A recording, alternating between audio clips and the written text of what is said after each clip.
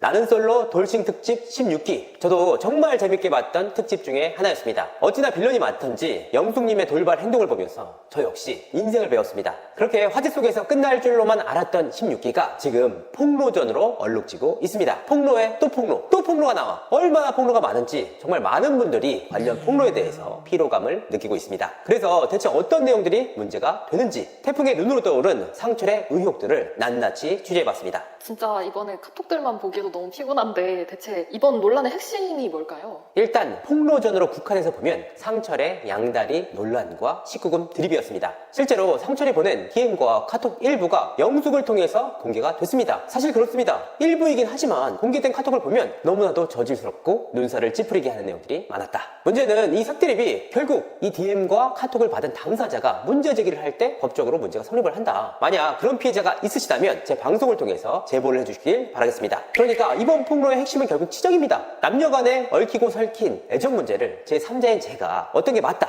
그러다 라고 판단하기가 어렵습니다. 그래서 일단 상철님과 영숙, 변혜진, 그리고 영철님이 뒤섞인 이 치정극에 대해서는 차후로 취재를 미뤘습니다. 그렇다면 상철을 향해서 어떤 의혹들이 있을까요? 지금 정말 많은 분들이 궁금해하시는 내용 중에 하나가 바로 상철의 정체입니다. 첫 번째, 상철의 학력 논란. 두 번째, 상철이 정말 보잉사에 재직하는 게 맞는지. 세 번째, 자카르타에서 있었다는 성추문은 사실인지. 이 같은 의혹들이 일파만파로 번지면서 상철에 대한 의혹 제기를 이루어지고 있습니다. 그에 대한 진실을 밝혀라 라는 겁니다. 이 부분에 대해서 상철이 해명을 내놨지만 납득할 만한 성과를 얻고 있지는 못하다. 자, 첫 번째로 가장 큰 의혹 중에 하나가 바로 상철의 보잉사 재직 여부입니다. 사실은 상철이 보잉 본사가 아니라 하청업체 직원이다. 그에 대한 근거는 뭐냐? 자, 이 사진들입니다. 상철의 유니폼과 조끼, 그리고 오렌지 컬러의 명찰이 있는 이 사진을 바탕으로 상철이 보잉사가 아니라 주엑소 로지스틱스 직원이라는 의혹이 제기되기도 했습니다. 주엑소 로지스틱스는 보잉 본사가 아니라 하청업체입니다. 그러니까 결과적으로 본사가 아니라 하청업체 직원이었어? 이런 의혹들이 계속해서 생성이 됐습니다. 그래서 이 부분에 대해서 집중적으로 취재를 해봤는데요. 먼저 사건의 당사자인 상철에게 연락을 취해봤습니다. 그래서 관련 의혹들에 대한 상철의 입장을 한번 들어봤는데요. 직접 한번 들어보시죠. 자카르타에서 약간 좀 성추문이 있다고 그 얘기를 좀 하셔가지고. 그거는요. 제가 그때 자카르타를 제가 2012년도인가 제가 그때 근데 이 사람이 쓰는 말은 3, 4년 전에 그랬대. 네. 저는 3, 4년 전에는 보잉에 벌써 5년째 다니고 있을 때거든요. 2014년도에 제가 입사를 했으니 그 사람은 지금으로부터 3, 4년 전이면 2020년 내지는 2019년 아닙니까? 예, 예. 그럼 제가 보잉 2014년도에 입사했으면 5년을째 제가 일 다니고 있을 때잖아요. 예, 예. 그게 어떻게 말이 돼요? 그리고 제가 있었는데 지금 전 회사에서 뭐가 안 나오겠습니까? 전 회사 직원들이 말이. 예. 그래서 전 회사 직원 과장님하고도 얘기했는데 그게 지금 회사 나간 지 10년도 넘었는데 그 말이 나와요? 이런 거 되게 황당해 하시더라고. 내년이면 10년인데 여기. 예. 근데 3, 4년 전에 제가 뭔 자카르타가요? 그러면 계속 시애틀에 10년 정도 계속 계신 거죠? 그럼요. 여기서 계속 일했는데. 예, 예. 2014년도부터 계속 보잉을 끊임없이 일했어요, 제가. 결국 이 부분은 상철의 주장뿐인 거잖아요. 검증 자료가 조금 더 중요하지 않을까요? 그렇습니다. 주장뿐 아닙니까? 말뿐인 걸 어떻게 믿습니까? 실제로 상철이 방송을 통해서도 그렇게 밝혔기 때문에 이 같은 주장은 사실 나는 솔로의 내용과 크게 다르지 않다는 겁니다. 그래서 상철에게 검증할 수 있는 자료를 요청했습니다. 뜻밖에도 굉장히 흔쾌히 상철님이 저한테 자료를 보내왔습니다. 어떤 자료냐? 첫 번째 보내온 자료가 바로 보잉사 재직 명찰이었습니다. 상철의 본명과 사진이 뚜렷하게 박힌 자료였습니다. 그런데 이런 자료들 사실 확률이 극히 낮긴 하지만 그래도 위조하는 분들이 종종 있지 않습니까? 그래서 추가 자료를 요청을 했습니다. 이 과정에서 상철은 보잉사 내부 인트라넷 인터넷막 접속 자료와 재직증명서를 보내왔습니다. 자, 이 재직증명서를 제가 하나씩 살펴봤는데요. 2014년 입사 이후에 9년째 정직원으로 일하고 있다라는 기록이 명확하게 기재가 돼 있었습니다. 그리고 업무 역시 나는 솔로 방송에서 공개됐던 공급망 체인 분석가였습니다. 이뿐만 아니라 시카고 보잉사의 위치와 동일한 주소와 직원 아이디 그리고 상철의 본명까지 명확하게 기재가 돼 있었습니다. 혹시 몰라서 이 자료를 전문가에게 위조 여부를 좀 의뢰를 했어요. 위조 흔적이 있는지 확인해달라. 하지만 위조 흔적이 없다라는 답을 받았습니다. 제가 또 누굽니까? 그래도 못 믿어서 추가 자료를 요청을 했습니다. 이 과정에서 저는 상철이 본인의 본명으로 보잉 본사 홈페이지에 로그인한 기록을 확인할 수가 있었습니다. 이 파일 역시 위조된 흔적이 있는지 한번 검증을 의뢰했는데요. 역시나 위조의 흔적은 없었습니다. 그래도 못 믿었습니다. 그래서 다시 한번 자료를 요청했는데요. 이 상철은 최후의 수단으로 택한 방법이 이메일이었습니다.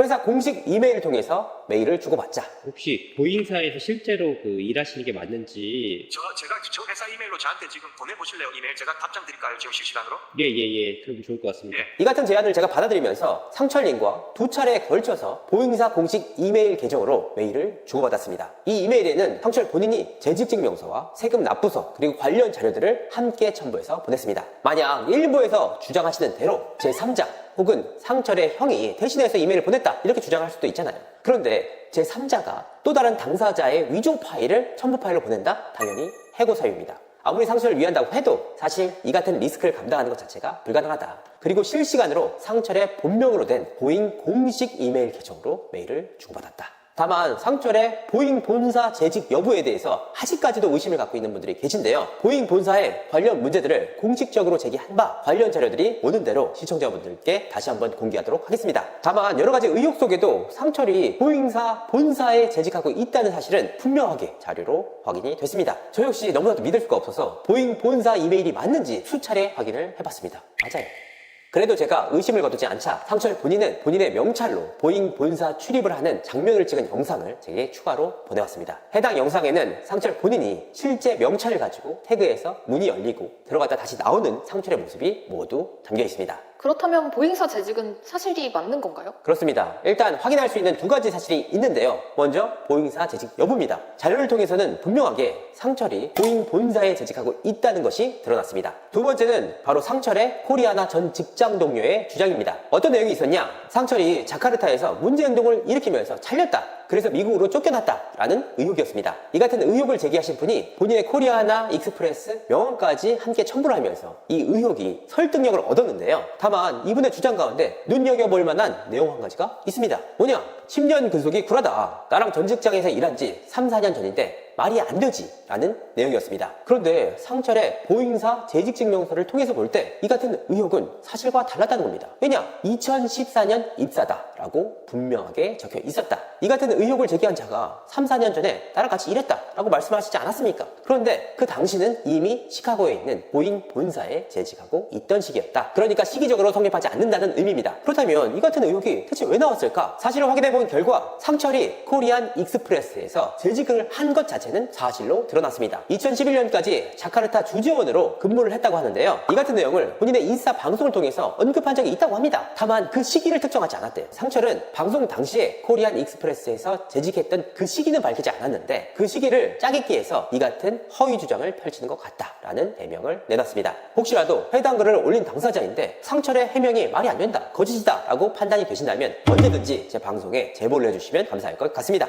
그렇다면 상철은 왜 이렇게 본인의 의혹에 대해서 침묵했던 걸까요? 사실 침묵하진 않았대요. 본인의 SNS를 통해서 충분히 해명을 했다. 여러 가지 해명을 했음에도 불구하고 대중들이 믿어주지 않았다. 그렇다면 관련 자료들이 있지 않습니까? 제게 보내온 자료, 확인할 수 있는 검증 자료를 보냈다면 충분할 텐데 왜 그렇게 하지 못했을까? 보잉사 회사 내부 규칙이 그렇다는 겁니다. 그래서 제가 의아해하니까 상철이 직접 보잉사 내부의 규칙에 대해서 사진을 찍어서 보내왔습니다. 게이트 입구에 여기서부터 모든 촬영이 금지된다. 보잉의 허가를 받은 촬영 기기를 제외한 모든 촬영 기능이 있는 기기는 금지된다 라는 고지가 있었습니다. 바로 이 사진들입니다. 마지막 세 번째는 바로 상철의 학력 의혹이었는데요. 상철이 미시간 대학을 졸업한 것 자체가 사실이 아니다 라는 의혹까지 나왔습니다. 이 부분은 보잉사 재직 여부와 그리고 코리아나 성추문 의혹이 계속해서 이어지면서 추가로 나온 의혹 중 하나인데요. 미시간 대학까지 졸업을 했는데 보잉의 하청 업체에서 물류업체 직원으로 일하는 게 말이 안 된다 라는 의혹의 추가 선상에 있었습니다. 그래서 이 부분에 대해서 상철에게 직접 해명을 요구했습니다. 이에 상철은 본인의 미시간 대학 졸업장을 보내왔습니다. 해당 졸업장에는 문학사라는 학위가 분명하게 새겨져 있었습니다. 이 부분은 보잉사 내부 보안 규정과 아무런 관련이 없잖아요. 그렇기 때문에 공개하도록 하겠습니다. 자, 저 역시 상철에 대해 의혹을 가진 한 사람으로서 계속해서 추가 자료를 요청을 했습니다. 하지만 의혹을 제기하는 사람들은 말과 주장인 반면 상철은 계속해서 관련 사진들과 명확한 자료들을 추가로 보내왔습니다. 그리고 그 자료를 통해서 확인해본 바 상철의 보잉사 재직과 코리아나 익스프레스 성추문 문제는 사실과 달랐다. 사실 상철에 관한 의혹이 대부분 온라인상을 중심으로 제기가 됐습니다. 그러니까 문제 제기를 하는 당사자가 특정이 안 돼요. 다 네티즌들이 대부분입니다. 그렇기 때문에 실제 당사자들이 특정이 안 되는 상황 아닙니까? 만약 제가 오늘 영상을 통해서 공개한 자료들과 관련 내용들이 사실이 아니라면 언제든지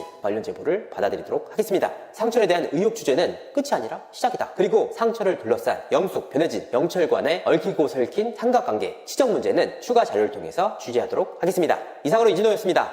감사합니다.